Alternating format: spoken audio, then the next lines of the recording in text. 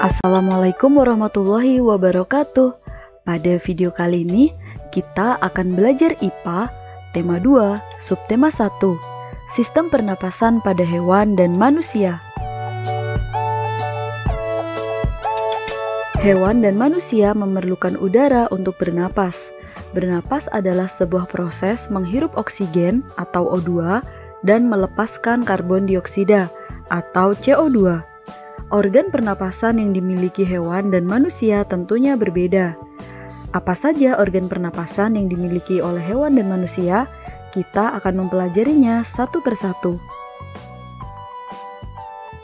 Sistem pernapasan pada hewan. Hewan ada yang hidup di darat, di air, atau bahkan di darat dan di air. Alat pernapasan setiap hewan bermacam-macam sesuai dengan tempat hidupnya. Alat dan sistem pernapasan pada cacing tanah atau vermes. Cacing bernafas menggunakan permukaan kulit. Kulit cacing selalu basah dan berlendir untuk memudahkan penyerapan oksigen dari udara. Oleh karena itu, cacing menyukai tempat yang lembab untuk menjaga supaya kulit tubuhnya selalu basah dan berlendir. Di bawah permukaan kulit cacing yang tipis terdapat pembuluh udara. Saat udara masuk melalui kulit, oksigen diikat oleh darah. Pada darah cacing terkandung hemoglobin sehingga mampu mengikat oksigen. Oksigen yang diikat oleh hemoglobin lalu diedarkan ke seluruh tubuh. Zat sisa pembakaran berupa karbon dioksida dan uap air dikeluarkan dari tubuh juga melalui permukaan kulit.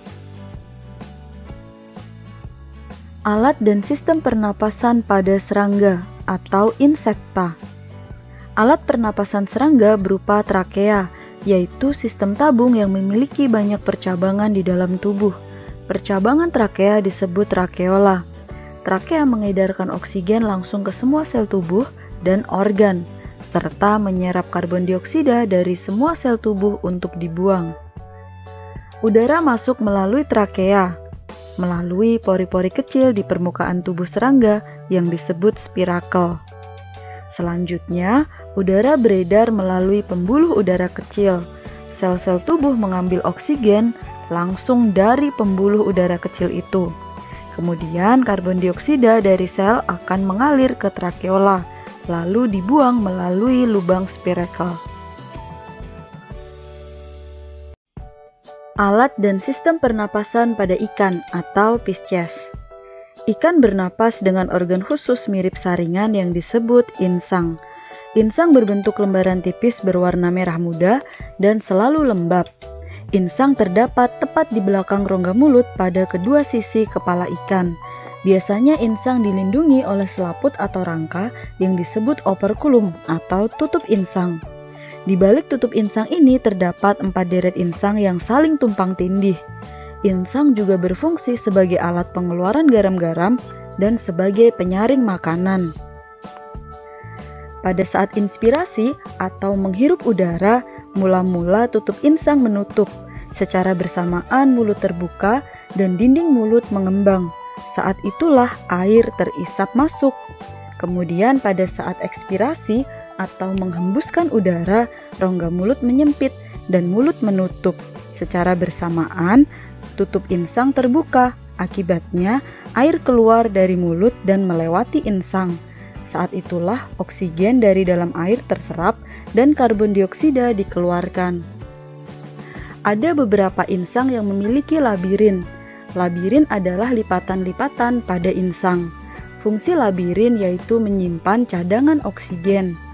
Labirin dimiliki oleh ikan yang hidup di lumpur, contohnya ikan betok, lele, gabus, gurame, dan belut. Alat dan sistem pernapasan pada hewan amfibi. Katak termasuk hewan amfibi, yaitu hewan yang hidup di darat dan di air. Saat masih berupa kecebong, katak hidup di dalam air dan bernafas menggunakan insang. Insang kecebong terletak di luar tubuhnya dan terdiri atas lembaran-lembaran kulit halus yang mengandung kapiler darah. Setelah berumur 9 hari, kecebong bernapas menggunakan insang dalam. Insang dalam akan menyusut seiring mulai berfungsinya paru-paru, dan katak muda pun tumbuh menjadi katak dewasa. Katak dewasa bernapas menggunakan paru-paru dan permukaan kulit. Di dalam paru-paru terdapat banyak gelembung udara yang sangat kecil, berselaput, dan penuh dengan kapiler darah. Di dalam gelembung udara, oksigen diserap dan karbon dioksida dikeluarkan. Selain dengan paru-paru, katak juga bernapas menggunakan kulit. Permukaan kulit katak selalu basah agar memudahkan penyerapan oksigen dari udara. Alat dan sistem pernapasan pada reptil. Hewan yang termasuk reptil diantaranya adalah ular, kadal, cicak, buaya, dan biawak. Reptil bernafas menggunakan paru-paru. Udara masuk melalui hidung, lalu ke batang tenggorokan, lalu ke paru-paru. Pada reptil yang sering berkubang di air seperti buaya, lubang hidungnya dapat ditutup selama menyelam. Dengan begitu, air tidak akan masuk ke dalam paru-paru. Alat dan sistem pernapasan pada burung atau aves. Burung bernapas menggunakan paru-paru dan dibantu dengan pundi-pundi udara atau kantong udara saat terbang. Pundi-pundi udara berfungsi menyimpan cadangan oksigen yang digunakan bernapas pada saat burung terbang.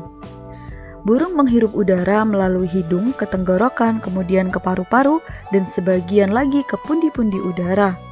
Saat tidak terbang, burung menghirup udara sebanyak-banyaknya. Udara yang dihirup itu kemudian disimpan di dalam kantong udara. Saat terbang, burung tidak menghirup udara, melainkan mengambil dari kantong udara. Kepakan sayap burung membantu udara di dalam pundi-pundi udara mengalir ke paru-paru. Alat dan sistem pernapasan pada mamalia. Mamalia adalah jenis hewan yang menyusui anaknya. Ada dua jenis mamalia, yaitu mamalia darat dan mamalia air. Mamalia darat misalnya kambing, sapi, kerbau, dan kuda. Sedangkan mamalia air misalnya paus, duyung, dan lumba-lumba. Alat pernapasan pada mamalia adalah paru-paru. Sistem pernafasannya, udara masuk melalui hidung, kemudian ke tenggorokan dan cabang tenggorokan, kemudian ke anak cabang tenggorokan, lalu masuk ke paru-paru. Kemudian oksigen akan diikat oleh darah dan karbon dioksida dikeluarkan. Sistem pernapasan pada manusia. Sistem pernapasan disebut juga dengan respirasi.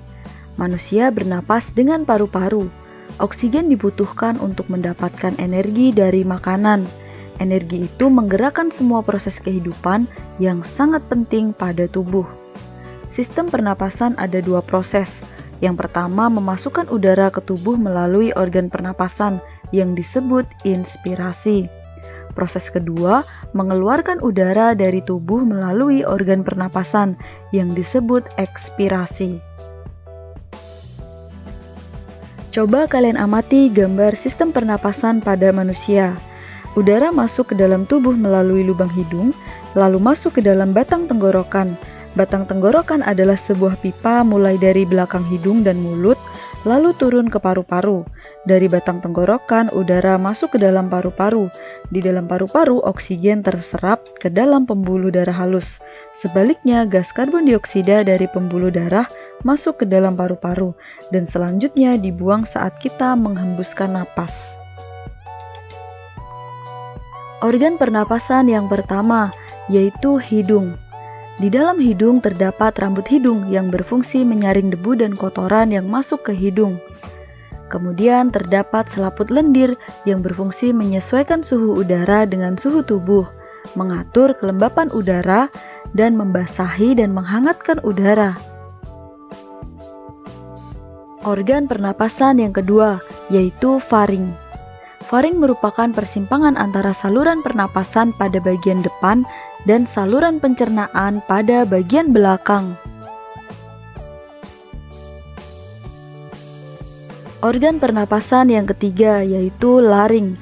Laring atau tekak dan biasa disebut dengan jakun terdapat di bagian belakang faring. Laring terdiri atas 9 susunan tulang rawan yang berbentuk kotak.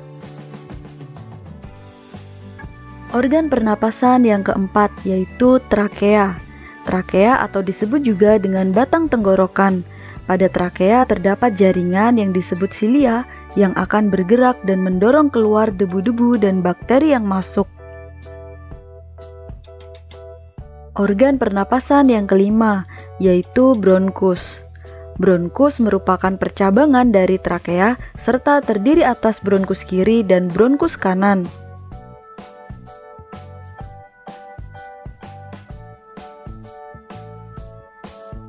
Organ pernapasan yang keenam yaitu bronkiolus. Bronkiolus merupakan percabangan dari bronkus. Di ujung bronkiolus terdapat alveolus.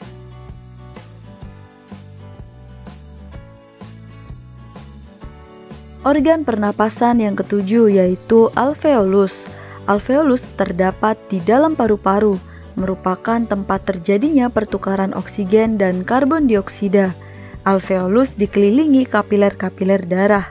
Alveolus berbentuk seperti buah anggur. Selanjutnya, organ pernapasan pada manusia yang paling utama, yaitu paru-paru. Paru-paru manusia berperan sebagai organ pernapasan yang utama. Paru-paru dilindungi oleh tulang dada dan tulang rusuk. Sistem pernapasan pada manusia ada dua macam, yaitu pernapasan dada dan pernapasan perut. Pernapasan dada adalah pernapasan yang menggunakan otot tulang rusuk. Proses pernapasan dada. Pada saat inspirasi atau menghirup udara, tulang rusuk terangkat, rongga dada membesar, kemudian oksigen masuk. Pada saat ekspirasi atau menghembuskan udara, tulang rusuk turun. Kemudian rongga dada mengecil atau menyempit dan karbon dioksida keluar. Sedangkan pernapasan perut adalah pernapasan yang menggunakan otot diafragma. Proses pernapasan perut, pada saat inspirasi atau saat menghirup udara, diafragma rata, rongga dada membesar, kemudian oksigen masuk. Dan pada saat ekspirasi atau saat menghembuskan nafas, diafragma melengkung ke atas, rongga dada mengecil atau menyempit, dan karbon dioksida keluar. Demikian tadi materi IPA tema 2 subtema 1.